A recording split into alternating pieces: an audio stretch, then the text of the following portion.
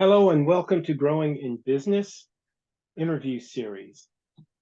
I am your host, Flemming Johnson, and I'm here with Allison Mathews. Allison, would you start by telling us a little bit about your company? Absolutely. Thank you for having me. So I actually just started a new company with a business partner, Dr. Charlene Green. And the company is called Gold Rice Communications. And our first initiative that we are launching is called Second Shift Playbook.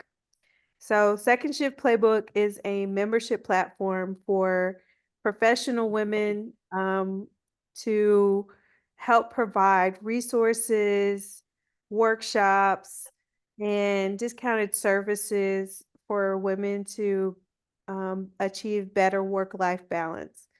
I think part of the inspiration behind us starting this company was Charlene actually just retired as an anesthesiologist, and I have worked, in many capacities in the academia. I have a PhD in sociology and have worked in public health for the last 15 years. And it's interesting focusing on health equity and thinking about how to, provide more equitable resources for other people. But I'm in the process of like overworking myself and, kind of not following my own advice. And so, we came together both passionate about, working on health equity, but we also noticed during COVID that millions, it's an estimate of 2 million women who left the workforce due to responsibilities at home and having to take care of family and just navigating that as caregivers. Even though I don't have children, I've had to be a caregiver to my aging parents who are, getting sick. And so we just felt like this was a perfect opportunity for us to address a growing need of women who are having to make difficult decisions about leaving the workforce because of the challenges of balancing both professional life and home life balance. So we want to provide kind of resources and support and services that could help women navigate that second shift of home life responsibility. So you've given us some good background on your inspiration for this, and it sounds like that, of course, is from you and your partner's personal experiences as well. So the initial spark to even have your own business, where did that come from? Well, um, it's I think that it actually came from several probably sources. I think that initial spark has come from when I was in my postdoctoral fellowship, working around HIV. Uh, I was doing community engagement for HIV cure clinical trials and trying to find a cure for HIV and working with scientists around that and trying to educate the community about it. And my mentor, um, and I were talking about what my career would look like. And the traditional path for a PhD is to go into academia, become a professor, and continue to pursue grants and write publications and teach classes. And I was like, I don't want to do that.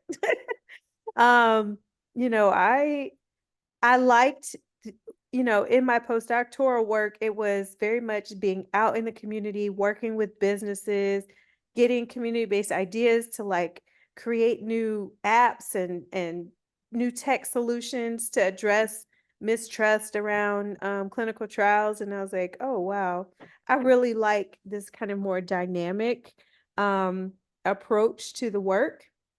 And so he actually introduced me to the idea of social enterprises, or B Corp benefit corporations. and the idea that you could have a for-profit business that also has a social good.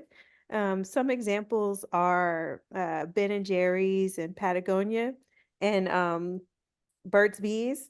And so I was like, oh yeah, I really like that idea of doing business in a way that not only, makes money, but also has a benefit to the environment as well as to people in the community. So now you're in business. Yeah. And so tell me, what are some of the common misconceptions about running a business? Um, I think one of the common misconceptions, and I actually have coached and help a lot of women start their own businesses. And one of the common misconceptions is that you start making money right away. And the other one is that it's, it's just as simple as having a business idea and then people just start paying you for things, right? Like you really need to have an idea of what the costs are. So I also benefited from being in accelerator programs in these boot camp and mentoring programs and things like that, and I had the same kind of perception. Like I just figured I have a great idea and then I'm going to turn it into a business, and people are going to pay for it, and we're going to be happy and make money, right?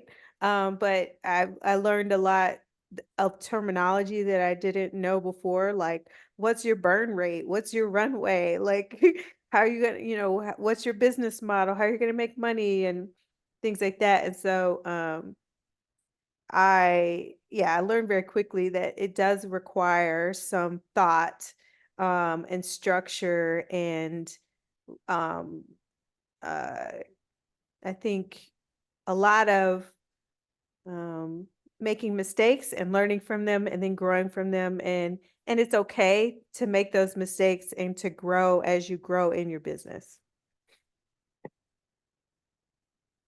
As I hear you talking, it reminds me of many conversations that I have with business owners and entrepreneurs. Comes back to dialogue around work-life balance. Um, so how does that fit in your business life? Yeah. So, I mean, I think the whole idea behind Second Shift Playbook is work-life balance. And so as much as I, try to support other women in that, I have to incorporate that into my own practice. And so that looks like making sure I meditate and pray. I have a strong faith, and so I make sure that I meditate and pray every day.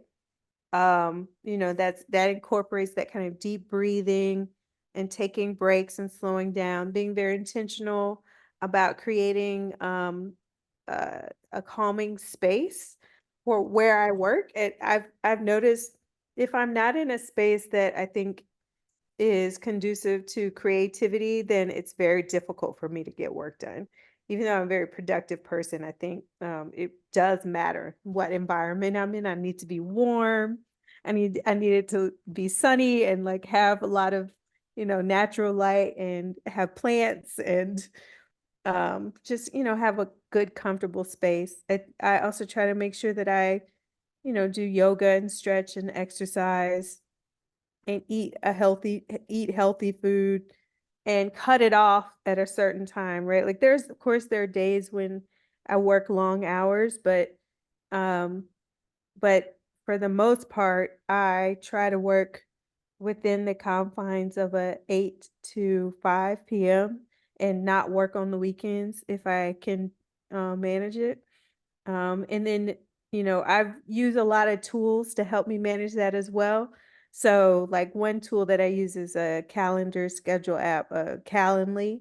And so I actually can embed in there blocks of time where I'm not going doing always constantly doing back-to-back meetings. So I can do like 15-minute blocks in between my meetings, or I can limit the amount of meetings that are scheduled each day, so I only do 3 or 4 meetings a day and things like that to kind of also help me manage my, um, schedule and make sure that I also block off and schedule personal time with my family and my friends in my calendar and my workout time in my calendar so that I'm not just taking it for granted that those things would happen, but making sure that they're incorporated into my day.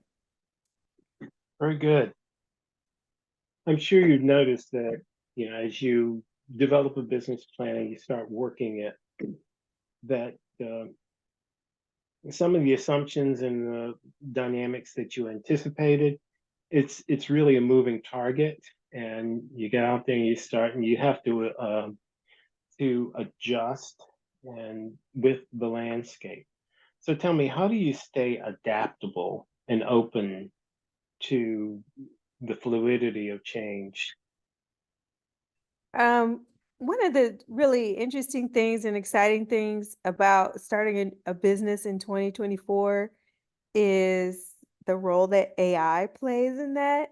And so I've been really kind of diving in and thinking and taking a lot of watching a lot of YouTube videos, reading articles, and also playing around with different AI tools. And so and just talking to other business owners, going to networking events and hearing about how they're incorporating new and different tools. And so I think it's really important to stay open minded to, especially as technology evolves. I've noticed that, a lot of companies I work with, I've coached a lot of nonprofit businesses as well on, staying sustainable and scalable, and they are very averse to adopting technology. And so I've been trying to be very intentional about like being open to constantly learning, and trying to use those different opportunities to incorporate it into my business and innovate in my business. So using those different AI tools, I think is helping me to be adaptable to change because I mean, every day it's a new tool that's coming out. So you kind of have to be, especially to be sustainable in 2024. So you started this enterprise and you're looking toward the future. What kind of objectives have you set for your business? Well, I think the objectives that we have set for the business are for it to be a self-running business, if that makes sense. So I think that's why we're looking into these AI tools, where we have this membership, like people are buying into the idea that when you become a member of Second Shift Playbook, we're going to continue to provide value to you as a member, right? We're going to send you articles, we're going to send you learnings, we're going to send you resources and services and partnerships and things like that, right? Workshops and events and things like that that are a benefit to you. So part of that is using AI to create some of that content and to schedule it out and to automate having it scheduled out. Using AI to continue to collect information and data from the people who are members so that we can continue to learn what what they like, what they don't like, what's working, what's not working, what do they need on a day-to-day basis. So like having ongoing data collection with them, and engaging with them in conversation on our platform as well as, through our workshops and events and things like that. And so kind of our goal is to create this mechanism for us to continue to evolve and to continue to learn, and create content that continues to increase in value for our members through these tools.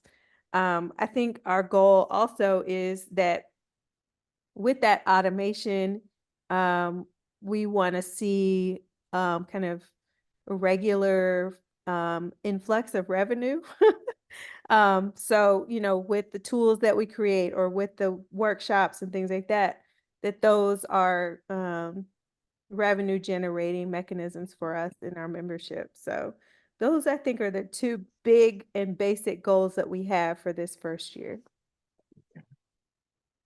What advice would you give to other aspiring entrepreneurs? Well, one is that no idea is a bad idea. I think it's okay to get started, even start small. I would say start small and don't pour all of your money, don't spend all your money, trying to get something off the ground without having done the research on the market and the need. And that's why I say to start small is that what you think you know of the market will change as you continue to learn from them. And so you want to like maybe start with one offering and then kind of grow from there. Um, I would also say that I think a lot of people are overwhelmed with the idea that you need a lot of money to start a business, and this is actually my second business that I've started with less than $1,000.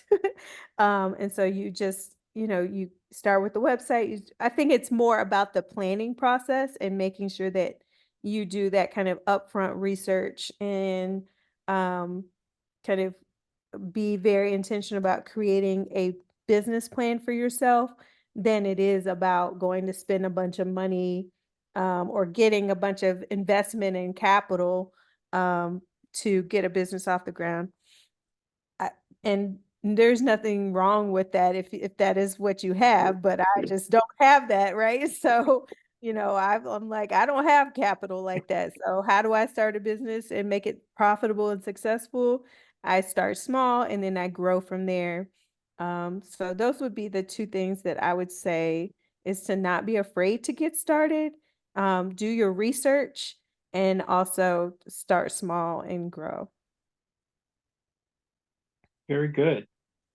Thank you for your time and for just giving a sense of your knowledge and experience as an entrepreneur. Absolutely. Thank you for having me.